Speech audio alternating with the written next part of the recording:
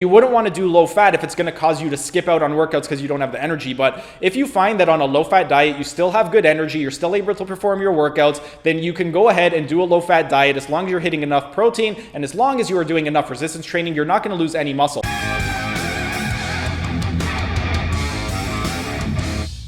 Hey everyone, thanks for tuning in and welcome back to another Sunday Q&A. Steven here with TV Fork, and today's question comes from Baraka MK, and Baraka wants to know, hey bro, I have another question. If you are on a low-fat carnivore diet, is there more risk to losing muscle? I feel like I am not eating enough food. I have eliminated carbs but still eat the same amount of meat/protein as I would if I was on a standard diet with carbs. I ate around 180 grams to 200 grams whilst eating carbs, and I still eat that same amount as well. The meat is usually quite lean, chicken and steaks, etc. Am I at risk in any way? Well, Baraka, that is a great question, and the simple answer is no, you are not at risk as long as you are consuming an adequate amount of protein and you are performing an adequate amount of resistance training. The next question we have to answer is how much is an adequate amount of protein and how much is an adequate amount of resistance training? With regard to the protein consumption, generally your protein requirements are going to come in a range, and that range is going to be anywhere from 0.8 grams to 1.5 grams per pound of body weight. And with regard to that number, it's going to depend on your caloric requirements. If you are in a caloric deficit, your body's going to be in a more naturally catabolic state. And when you are in a catabolic state, your protein requirements are going to be a lot higher. So you're going to want to get closer to the higher end of that range, around that 1.5 gram mark. Whereas if you are in a caloric surplus, when you are in a surplus, your body is going to be in a naturally more anabolic state. Because you're in a more anabolic state, your protein requirements aren't quite as high. So you can get away with the lower end of that range, closer to the 0.8. And then if you're at maintenance, you should be able to get away with 1 gram per pound of body weight. But those are just some general guidelines with regard to protein consumption. And then the second part of that is how much is an adequate amount of resistance training? Well, with regard to resistance training, however much volume it took you to build the muscle that you currently have, you can do 1/3 of that volume for up to 3 months and maintain the muscle mass that you have. What exactly do I mean by that? Let's say you were doing 15 sets of an exercise per body part to get the muscle that you built currently. In order to maintain that muscle, 1/3 of 15 is 5 sets. So you would need to perform 5 sets per body part if you want to maintain the amount of muscle that you have. And that you should be able to do that for up to 3 months and maintain that. After 3 months, if you continue doing that, you're going to notice that your lean mass is going to start to go down. So you're going to want to ramp up the resistance training a little bit more and increase your volume if you would like to continue to maintain the muscle mass that you have, or even to build up more muscle. But those are just some general guidelines with regard to protein consumption and also with regard to resistance training.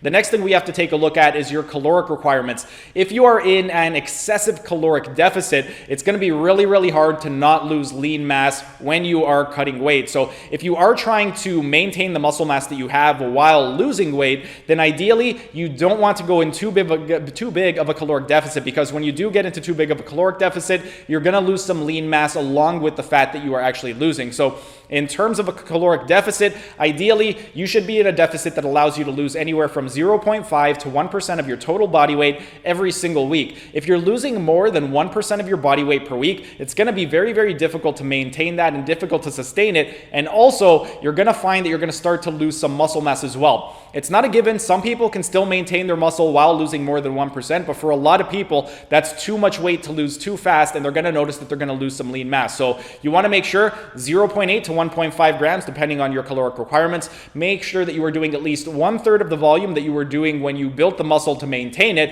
and you want to make sure that you're not losing more than 1% of your total body weight every single week. If you're losing more than that, then chances are you're going to be losing muscle along with the fat. But those are just some general guidelines with regard to incorporating a low-fat carnivore diet and still being able to maintain the muscle mass that you have. And then one last thing, I'm just going to bring this up, but let's say you are on a low-fat carnivore diet and you just find that you're really low on energy when you're on a low-fat carnivore diet. Well, if you are so low on energy that you're unable to perform the workouts that you have planned for yourself, then that could technically make you lose some lean mass. So if you are the type of person where you just generally feel a lot better, you're more energetic on high fat, then you wouldn't want to do low fat if it's going to cause you to skip out on workouts because you don't have the energy. But if you find that on a low fat diet, you still have good energy, you're still able to perform your workouts, then you can go ahead and do a low-fat diet as long as you're hitting enough protein and as long as you are doing enough resistance training. You're not going to lose any muscle. But that's pretty much it for today's video. If you guys have any questions at all, go ahead and ask them down in the comment section and I could answer them next week. And give me your thoughts on this video. Did it help you at all? Did it clear anything up? Do you need a little bit more information? Love to hear your guys' thoughts, but that's pretty much it for today's video.